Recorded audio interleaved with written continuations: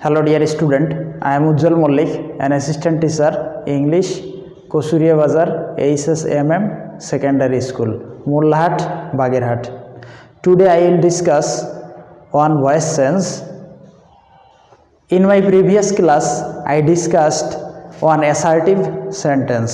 In this class, I will discuss on interrogative sentence. So let's see on the blackboard. তাহলে আগের ক্লাসে আলোচনা করেছিলাম অ্যাসার্টিভ সেন্টেন্স। এই ক্লাসে আমরা দেখব ইন্টারোগেটিভ সেন্টেন্সের কিভাবে অ্যাক্টিভ থেকে প্যাসিভ ভয়েস করা যায়। তো ইন্টারোগেটিভের এবং অ্যাসার্টিভের এদের ভিতরে পার্থক্য আছে কোথায়? পার্থক্য আছে যে সাবজেক্টের আগে অক্সিলিয়ারি ভার্বটা যদি থাকে তাহলে হবে ইন্টারোগেটিভ এবং শেষে কোশ্চেন মার্ক থাকবে। কিন্তু অ্যাসার্টিভে আমরা যে বিভার্বগুলো ইউজ করেছিলাম ইন্টারোগেটিভের ক্ষেত্রেও সেই একই বিভার্ব ব্যবহার করতে হবে, এদিক থেকে কোনো পার্থক্য নেই। তাহলে আমরা একটু রুলটাকে দেখে নেই যে প্রথমে এভি অর্থাৎ অক্সিলিয়ারি ভার্ব, প্রথমে লিখতে হবে এভি অক্সিলিয়ারি ভার্ব, এরপরে অবজেক্টকে সাবজেক্ট V3 ভার্বের past participle form by plus সাবজেক্টের object plus note of interrogation. তাহলে এক্সাম্পলের মাধ্যমে আমরা এখন এটা করে দেখব। এ নাম্বারে একটা এক্সাম্পল আছে, do you help him, do you help him. তাহলে আমাদেরকে প্রথমে কি আইডেন্টিফাই করতে হবে এটি কোন টেন্সে আছে। তাহলে do you help him, do দিয়ে শুরু হয়েছে, এই সেন্টেন্সটা কোন টেন্সে আছে? তাহলে আমরা এটা দেখি যে এটা প্রেজেন্ট ইনডেফিনিট টেন্সে আছে। ডু বা ডাজ দিয়ে যদি শুরু হয় প্রেজেন্ট ইনডেফিনিট টেন্সে থাকে। নিচের সেন্টেন্সটা ডাজ দিয়ে শুরু হয়েছে, তাহলে এটিও প্রেজেন্ট ইনডেফিনিট টেন্সে আছে। তাহলে আমাদের যে নিয়ম ছিল অ্যাসার্টিভে আমরা যে কাজটা করতাম, এখন সেই অনুযায়ী আমরা আগে একটু প্যাসিভ ভয়েসটা করে দেখি। যে অবজেক্ট আছে হিম, এটাকে আমরা সাবজেক্ট করব। এরপরে যেহেতু present indefinite tense, present indefinite টেন্সের ক্ষেত্রে কি ব্যবহৃত হয়? অ্যাম ইজ আর ব্যবহৃত হয় বিভার্ব। তাহলে আমরা অ্যাম ইজ আর এর থেকে একটা নিয়ে নিব, হি এর পরে কোনটা বসে? ইজ বসে, ইজ মূল ভার্বের পাস্ট পার্টিসিপল ফর্ম হেল্পড। তারপরে কি করতে হবে? বাই সাবজেক্টের অবজেক্ট, সাবজেক্ট ইউ এর অবজেক্টে ইউ। তাহলে এটা প্যাসিভ ভয়েস হয়েছে, কিন্তু এটি কোশ্চেনে ছিল ইন্টারোগেটিভ সেন্টেন্স, অ্যান্সার কিন্তু ইন্টারোগেটিভ হয়নি, এটি হয়েছে কি অ্যাসার্টিভের। তাহলে এটাকে যদি ইন্টারোগেটিভ করতে হয় অ্যাসার্টিভের যা রুল আছে সেইগুলোই সব ফলো করতে হবে। শুধু কি করতে হবে, প্রথমে যে অক্সিলিয়ারি ভার্বটা থাকবে এটাকে সাবজেক্টের আগে লিখে দিতে হবে। অর্থাৎ এটি হবে is he helped by you, note of interrogation. এটা কিন্তু হবে না, এটা অ্যাসার্টিভের ক্ষেত্রে হবে। ইন্টারোগেটিভের স্ট্রাকচার করতে গেলে প্রথম অক্সিলিয়ারিটাকে সাবজেক্টের আগে লিখতে হবে। এভাবে আমরা ইন্টারোগেটিভ সেন্টেন্সের প্যাসিভ ভয়েস করতে পারি। তাহলে আমরা নেক্সট এক্সাম্পলটা দেখব। তাহলে অবজেক্ট আছে কি? হিজ ডিউটি, এটাকে সাবজেক্ট করে দিলাম হিজ ডিউটি। যেহেতু প্রেজেন্ট ইনডেফিনিট টেন্স তাহলে কি করব? অ্যাম ইজ আর এই তিনটার থেকে আমরা একটা নিব। হিজ ডিউটি এর পরে কি বসে? ইজ বসে। তো সেক্ষেত্রে আমরা কি করতে পারি? যদি আমরা একবারে করতে চাই, যেমন আগে আমরা অ্যাসার্টিভ করে নিছিলাম, কিন্তু এখন আমরা যদি একবারে ইন্টারোগেটিভ করতে চাই তাহলে আমরা এরকম করতে পারি যে ইজটা সাবজেক্টের পরে বসবে, ওটাকে একবারেই আমরা আগে বসিয়ে দিব, সাবজেক্টের আগে বসিয়ে দিলাম ইজ, মূল ভার্বের past participle form done by সাবজেক্টের অবজেক্ট, হি থেকে হিম হয়ে যাবে। এভাবে আমরা ইন্টারোগেটিভ সেন্টেন্সের অ্যাক্টিভ থেকে প্যাসিভ ভয়েস করতে পারি। এখন আমরা আরও কয়েকটি এক্সাম্পল দেখব। তাহলে আমরা এখন বাকি যে এক্সাম্পলগুলো আছে এই এক্সাম্পলগুলো আমরা দেখে নিব যে কিভাবে ইন্টারোগেটিভ সেন্টেন্সের অ্যাক্টিভ থেকে প্যাসিভ ভয়েস করতে হয়। তাহলে সি নাম্বার দেখি, ডিড ইউ সি হার। তাহলে ডিড কোন টেন্সের চিহ্ন? ডিড পাস্ট ইনডেফিনিট টেন্সের চিহ্ন। তাহলে পাস্ট ইনডেফিনিট টেন্সের চিহ্ন আগে আমরা কি করব? অবজেক্টকে সাবজেক্ট করব। অবজেক্ট আছে হার, এটাকে সাবজেক্ট করে নিলাম সি। তাহলে যেহেতু পাস্ট ইনডেফিনিট, সাবজেক্টের পরে কি হবে? ওয়াজ অথবা ওয়ার হবে। তো সির পরে ওয়াজ বসে, অতএব আমরা ওয়াজকে সাবজেক্টের আগে লিখে দিব। ওয়াজ সি, মূল ভার্বের পাস্ট পার্টিসিপল ফর্ম সিন, তারপরে বাই সাবজেক্টের অবজেক্ট ইউ, ইন্টারোগেটিভের চিহ্ন। পরেরটা আমরা দেখি, এটি প্রেজেন্ট পারফেক্ট টেন্সে আছে।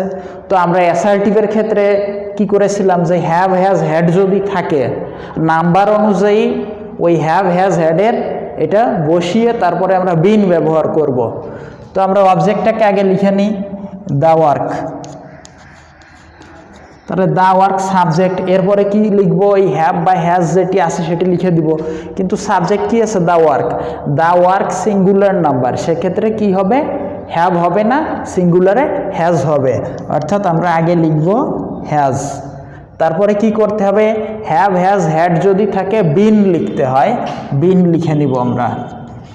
মূল ভার্বের পাস্ট পার্টিসিপল দেওয়া আছে, ফিনিশড, বাই সাবজেক্টের অবজেক্ট।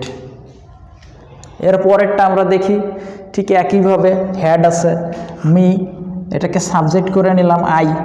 এরপরে হ্যাড আছে, হ্যাড থাকলে সব সময় হ্যাড বসে যায়, এটা সিঙ্গুলার প্লুরাল হ্যাড। তো এরপরে কি করব? বিন লিখব। বিন মূল ভার্বের পাস্ট পার্টিসিপল দেওয়া আছে, নোন। তো কিছু ভার্ব আছে যেগুলোর পরে বাই বসে না, অন্যান্য প্রিপোজিশন বসে। যেমন একটি ভার্ব আছে নোন, নোন এর পরে প্যাসিভ ভয়েসে টু বসে, নোন টু, সাবজেক্টের অবজেক্ট, হি থেকে হিম। ঠিক এই একইভাবে যেমন নোন এর পরে টু বসে, আরও কয়েকটা আছে যেমন প্লিজড, প্লিজডের পরে যদি ব্যক্তি বোঝায় তাহলে হবে উইথ, যদি ব্যক্তি ছাড়া অন্য কিছু হয়, কোনো আচরণ বা অন্য কোনো বস্তু হয় তাহলে প্লিজড অ্যাট হবে। ঠিক একইভাবে আরেকটা আছে সিজড, সিজডের পরে উইথ বসে, সিজড উইথ। তো এখন দেখব এফ এবং জি নাম্বার। এফ এবং জি দুটার ক্ষেত্রেই কিন্তু মডাল অক্সিলিয়ারি আছে। মডাল অক্সিলিয়ারি যদি থাকে তাহলে সেই মডাল অক্সিলিয়ারিটি বসে যাবে। আমরা অবজেক্টকে আগে সাবজেক্ট করে নিলাম, মিথ থেকে কি হবে? আই হয়ে যাবে। এরপরে মডাল অক্সিলিয়ারি যেটি আছে এটি বসে যাবে সাবজেক্টের আগে। তো মডাল অক্সিলিয়ারির সাথে প্যাসিভ ভয়েসে বি ব্যবহার করতে হয়। বি এর পরে মূল ভার্বের পাস্ট পার্টিসিপল হেল্পড, তারপরে বাই সাবজেক্টের অবজেক্ট। তারপরেরটা দেখি, অবজেক্ট কি আছে? দ্য বুক আছে, দ্য বুক, এটাকে আমরা সাবজেক্ট করে নিলাম। তো মডাল অক্সিলিয়ারি যেহেতু আছে এটিকে আমরা লিখে দিব, তারপরে সাবজেক্ট লিখব শ্যাল দ্য বুক। বি মূল ভার্বের past participle read read, by plus সাবজেক্টের অবজেক্ট, হি এর অবজেক্ট হিম। এভাবে আমরা ইন্টারোগেটিভ সেন্টেন্সের অ্যাক্টিভ থেকে প্যাসিভ ভয়েস করতে পারি। এখন যদি ডব্লিউএইচ ওয়ার্ড থাকে, যেমন হু আছে, হুম, হুইচ, হোয়াট, তাহলে সেক্ষেত্রে কি করতে হবে আমরা এখন এটা একটু দেখে নেব। তাহলে এখন আমরা দেখব যে হু বা হুম যদি থাকে তাহলে কিভাবে আমরা প্যাসিভ ভয়েস করতে পারি। তাহলে হু যদি থাকে, হু এর পরিবর্তে আমরা লিখব বাই হুম, আর যদি হুম থাকে তার পরিবর্তে লিখব হু। তাহলে এক নাম্বার সেন্টেন্সটা কি আছে? Who will help you. তো হু এর পরিবর্তে প্রথমেই লিখে দিলাম বাই হুম। এরপরে কি করব? বাই হুম লেখার পরে এখন দেখতে হবে যে অবজেক্ট আছে, এই অবজেক্টকে সাবজেক্ট ব্যবহার করতে হবে সাবজেক্টে। তাহলে এখানে যেহেতু মডাল অক্সিলিয়ারি আছে, আগেই একটা কথা বলেছি যে মডাল অক্সিলিয়ারি যদি কখনো থাকে, যেটি থাকবে ওটি সেন্টেন্সে লিখে দিবে। তাহলে উইল সাবজেক্ট করলাম ইউকে, এরপরে কি করতে হবে বি লিখতে হবে, বি প্লাস মূল ভার্বের পাস্ট পার্টিসিপল ফর্ম হেল্পড। তাহলে কি হলো, হু এর পরিবর্তে বাই হুম, মডাল অক্সিলিয়ারি থাকলে সেটি বসে যাবে, অবজেক্টকে সাবজেক্ট, যেহেতু মডাল অক্সিলিয়ারি আছে বি হবে মূল ভার্বের পাস্ট পার্টিসিপল, ইন্টারোগেশনের চিহ্ন হবে। এর পরেরটা দেখি, হু আছে ঠিক একইভাবে বাই হুম, যেহেতু এটি প্রেজেন্ট ইনডেফিনিট টেন্স, তো প্রেজেন্ট ইনডেফিনিট টেন্সের বিভার্ব কি হয়, প্রেজেন্ট ইনডেফিনিট টেন্সের বিভার্ব এম ইজ আর। তো আমরা আগে অবজেক্টকে সাবজেক্ট করে নিলাম ইউ, তাহলে ইউর পরে কি হয় আর হয়, তাহলে আমরা আগে লিখে দিব আর, এরপরে মূল ভার্বের past participle form called, interrogation. পরে আমরা দেখব 3 নাম্বারে আছে হুম, তাহলে হুম যদি থাকে হুমের পরিবর্তে কি লিখতে হবে, প্রথমেই লিখে দিতে হবে হু, তাহলে আগেই আমরা লিখে নিলাম হু। হু এর পরে কি করব, টেন্স অনুযায়ী আমরা বিভার্ব ইউজ করব। তো যেহেতু ডু আছে, ডু এবং ডাজ আমরা আগেই জেনেছি যে ডু এবং ডাজ হচ্ছে প্রেজেন্ট ইনডেফিনিটের চিহ্ন, তাহলে প্রথমেই আমরা লিখে দিব ইজ, হু ইজ মূল ভার্বের past participle form wanted, by plus সাবজেক্টের অবজেক্ট, সাবজেক্ট আছে ইউ, এর অবজেক্ট ইউ। ঠিক একইভাবে পরের সেন্টেন্সটা আমরা দেখতে পারি, হুম যেহেতু আছে হুম থেকে আসবে হু, আর আছে, এখন হু এর পরে কি হবে, হু এর পরে আর এবং ইজ দুটেই ব্যবহার করা যায়, সিঙ্গুলার প্লুরাল দুটো হিসাবে হু ব্যবহৃত হয়, তাহলে আমরা প্লুরাল ধরে আর রেখে দিলাম। এরপরে যেহেতু আইএনজি আছে, আইএনজির জন্য আমাদের ইউজ করতে হবে বিং, মূল ভার্বের past participle form by plus সাবজেক্টের অবজেক্ট। এভাবে হু বা হুম যদি থাকে তাহলে হুর পরিবর্তে আমরা বাই হুম এবং হুমের পরিবর্তে হু ব্যবহার করে ইন্টারোগেটিভ সেন্টেন্সের প্যাসিভ ভয়েস করতে পারি। আমরা আরেকটু দেখব যে হোয়াট বা হুইচ যদি থাকে সেক্ষেত্রে কি হয়, অন্যান্য যা ডব্লিউএইচ ওয়ার্ড আছে এই ডব্লিউএইচ ওয়ার্ডগুলোর কোনো পরিবর্তন হয় না, এটা অপরিবর্তিত থাকবে। যেমন আমরা একটা এক্সাম্পলের মাধ্যমে একটু দেখে নেই যে হোয়াট ডু ইউ ওয়ান্ট, তাহলে এই সেন্টেন্সের প্যাসিভ ভয়েস কি হবে, এখানে হোয়াট আছে হোয়াট বসে যাবে, কোনো পরিবর্তন হবে না। এই সেন্টেন্সের সাবজেক্ট কি, ইউ সাবজেক্ট, অবজেক্ট কি, অবজেক্ট হচ্ছে মূলত হোয়াট, তাহলে অবজেক্টকে সাবজেক্ট করে নিলাম, তাহলে এখন কি হবে টেন্স অনুসারে ভিভার্ব ইউজ করব। তাহলে ডু আছে প্রেজেন্ট ইনডেফিনিটের চিহ্ন, তাহলে কি হবে এম ইজ আর থেকে নিতে হবে একটা, তাহলে হোয়াটের পরে ইজ মূল ভার্বের past participle what is wanted by সাবজেক্টের অবজেক্ট। এইভাবে হোয়াট যুক্ত সেন্টেন্সকে আমরা প্যাসিভ ভয়েস করতে পারি। আমরা আরেকটা দেখি হুইচ দিয়ে, হুইচ পেন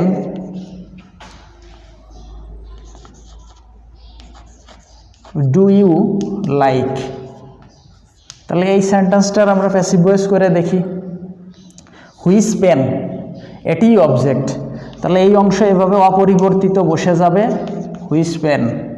এরপরে কি করব, যেহেতু প্রেজেন্ট ইনডেফিনিট টেন্স তাহলে ডু অথবা ডাজ এই দুটো হচ্ছে প্রেজেন্ট ইনডেফিনিট টেন্সের চিহ্ন, তাহলে সেক্ষেত্রে আমরা কি ব্যবহার করি এম ইজ আর, তো পেন আছে আমরা ইজ ব্যবহার করব, মূল ভার্বের পাস্ট পার্টিসিপল বাই প্লাস সাবজেক্টের অবজেক্ট। এভাবে আমরা ইন্টারোগেটিভ সেন্টেন্সের অ্যাক্টিভ থেকে প্যাসিভ ভয়েস করতে পারি। তাহলে আমরা এখন দেখব ইম্পারেটিভ সেন্টেন্সের কিভাবে প্যাসিভ ভয়েস করতে হয়। তাহলে সূত্রটা হচ্ছে এরকম, লেট ব্র্যাকেটে নট, অর্থাৎ যদি ইম্পারেটিভে নট থাকে তাহলে প্যাসিভে নট দিতে হবে, আর না থাকলে দেওয়ার প্রয়োজন নাই।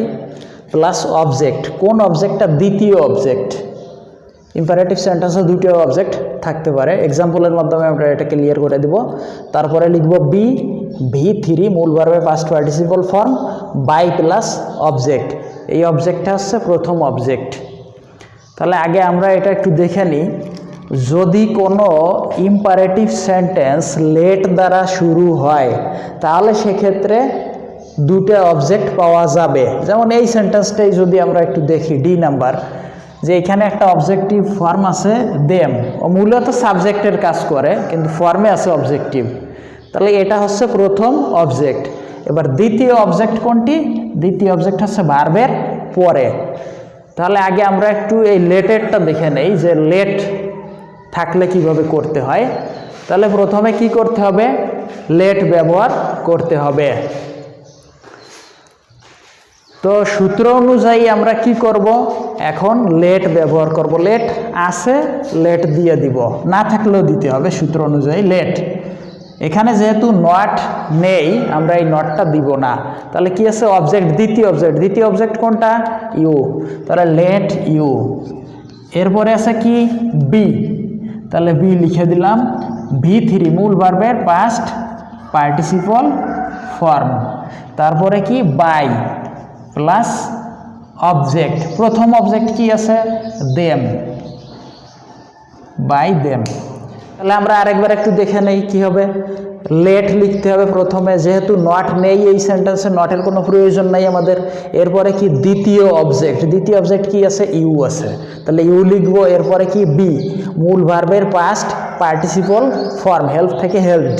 এরপরে কি? বাই প্লাস অবজেক্ট, প্রথম অবজেক্ট দেম আছে।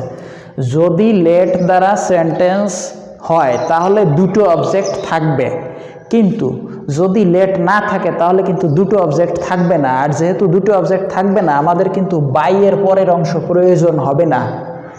যেমন আমরা এই ই নাম্বারের এক্সাম্পলটা এটা একটু দেখে নেই। লেট লিখব প্রথমে, সূত্র অনুযায়ী লেট লিখতে হবে। এখানে লেখা আছে ডোন্ট, তাহলে যেহেতু নট আছে আমরা নট লিখব, লেট নট। এবার কি করব? অবজেক্ট, দ্বিতীয় অবজেক্ট দা পুয়ার। এরপরে কি? বি।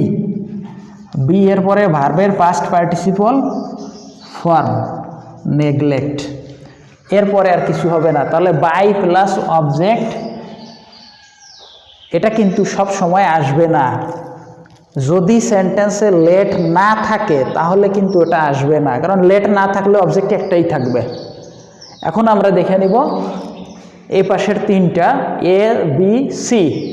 তাহলে এ নাম্বার এবং ই নাম্বার এটা প্রায় কাছাকাছি, ভার্ব দিয়ে শুরু হয়েছে। লেট, যেহেতু নট নেই নট দেওয়ার প্রয়োজন নাই আমাদের, অবজেক্ট লিখে দিব লেট সাম, দা সাম। বি পাস্ট পার্টিসিপল হচ্ছে ডু থেকে ডান। তাহলে এখন মনে হতে পারে যে এই ডু থেকে ডান করলাম আর এই ডু কেন বাদ গেল? তো মূল বিষয়টা হচ্ছে কি যে এখানে মেইন ভার্ব হচ্ছে নেগলেক্ট, ডোন্ট আসছে নেগেটিভ করার জন্য, এ তো অক্সিলিয়ারির কাজ করতেছে, কিন্তু এই জায়গায় ডুটা হচ্ছে মেইন ভার্ব, সেই কারণে এটার পাস্ট পার্টিসিপল বসছে। আমরা পরেরটা দেখবো, এটা ডোন্ট আছে, তাহলে নেগেটিভ থাকলে লেট নট লিখতে হয়, অবজেক্ট লিখলাম, এরপরে বি মূল ভার্বের পাস্ট পার্টিসিপল কল থেকে কল্ড, এরপরে আছে লেট, তাহলে লেটের অবজেক্ট হচ্ছে দুটা, তাহলে লেট লিখে দিলাম, অবজেক্ট আছে দা ওয়ার্ক, দা ওয়ার্কের পরে কি হবে? বি হবে, মূল ভার্বের পাস্ট পার্টিসিপল ডু থেকে ডান, বাই সাবজেক্টিভ পজিশনে একটা অবজেক্ট আছে, অর্থাৎ প্রথম অবজেক্ট হিম, তাহলে বাই এর পরে প্রথম অবজেক্ট হিম বসে যাবে। এভাবে আমরা ইম্পারেটিভ সেন্টেন্সের অ্যাক্টিভ থেকে প্যাসিভ ভয়েস করতে পারি। তো অ্যাক্টিভ থেকে প্যাসিভ ভয়েস করার যে রুলগুলো আছে এগুলো এ পর্যন্তই। এরপরে আমরা কোনো একটা ক্লাসে প্যাসিভ থেকে কিভাবে অ্যাক্টিভ করা যায় এটা আমরা দেখে নিব। So no more today, thank you very much.